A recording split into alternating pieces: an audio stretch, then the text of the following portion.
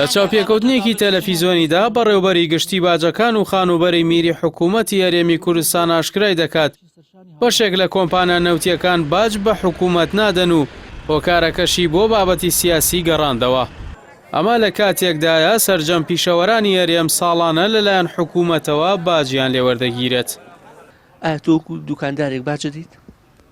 من چۆن باش نادەم؟ ئەو زەریبەیەکە ساڵانە کە هیچمان دەست ناکەوێت لێرە کە شاگردمانەیە و کە مەغزنمانەیە و کە کرێی دوکان ئەدەین چۆن زەریبە نادەین؟ ئەگەر ئەوان زەریبەیەکی باشدەن یا بە عەدالەتێنیکەن ئەو خەڵکە ئاوای لێ نایە. ئێستا هیچ نە بازار ماوە، نە خەڵک پارەی پێ لە بازاڕە، نە مەعاش لە کاتی خۆیان ئەدرێ، نەوەکو پێویست ئەدرێ، نە نەوت و غاز و ئەوانە هەیە، نە کارەبا هەیە.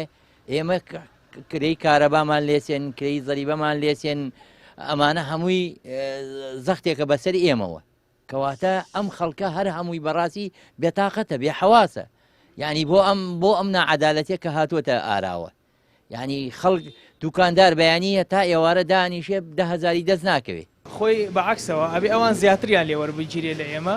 بۆ نمونە ئەوان بڕی فرۆشتنیان باشتر بێ، داهاتیان زۆر باشترە. بەڵام کەسێک وەکو من کە دوکانێکی بچکۆلانەی هەیە، کەسێک کە پرۆژێکی بچکۆلانە هەیە، داهاتی زۆر کەمە. بگرە بەعکسەوە بێ ئەوان هاوکاری ئێمە بن، نەک ئێمە هاوکاری ئەوان بین. بەڵام ئەوان بە هیچ شێوەیەک ئامادە نین هاوکاری هیچ چینێکی هەژارکەن. هاوڵاتیە باز بدات، ئەرچی هاوڵاتیە. ئەگەر و بازە نەبی خزمەتگوزاری نابی، موچەشی نابی. بەشێکی دیکەی وتەکانی کەمالوەرتێ بەڕێوەبەری باجەکانی هەرێم لە بەرنامەکەدا ئەوە بوو کە سەرجەمە ئەو باجانەی لەلایەن حکوومەتەوە وەردەگیرێت لە خزمەتی هاوڵاتیاندا خەرج دەکرێت. بەڵام ئەم وتانەش لەلایەن دوکاندارەکانی شاری سلێمانیەوە ڕەتکرایەوە. نەعەشەم بیلاوانی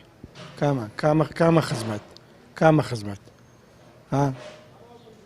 سوێنمێ بەخوای گەورە دوومرن کارەبان بۆ هاتوێت و بەچی بێم بەم ئیشە نە ئیشێ نێڵاوە نەکارێ نێڵاوە وەرە بڕۆ $2 ڕۆژێ بەرزەکە ڕۆژێ نزمەکە هەرچی فەقیرە باجەکەیە نەک من هەرچی لەم گوزەرایە ئێتر نازانم ئەمە هەتاکەی ئەوتەوە جادۆبانەکە ئیبینی چۆنە هەر چەند ساڵ هەروواوە ڕێگاکانان نەجادەی زیای کردو نە هیچ شوێژ زیای نەکردو خزمەت گوزاری زیانەوە نە کارەبا زیای کردو نە ئاو زیای کردووە نە هیچ شتێکیش ئێمەوەتا ئێمە حەجینەگەین یەک تۆ زەریب ئەگەر تۆ تجاوزکەن شارەوانی هەیە دەڵێ وەرە پارەم بەرێ خۆڵێ دەوێ پارەم بەرێ کارەبایە زیای کردو لەسەرمان ئاوە زیای کردو زەریبە زیای کردو لەسەرمان لە هیچ شوێنێکی تر نییە بەس ئێمە یەک تۆسی ئەگەر شتەکانمان بێرێنە دەرەوە شارەوانی ئەغرامەشمانەکە ئەوە ساڵانە حکوومەتی هەرێمی کوردستان باج لەسەر کار و پیشەی کاسبکاران دادەنێت و ڕێژەکەشی گۆڕانکاری بەسەردادێت کە لە 100,000ەوە دەست پێ دەکات تا 700,000 دینار.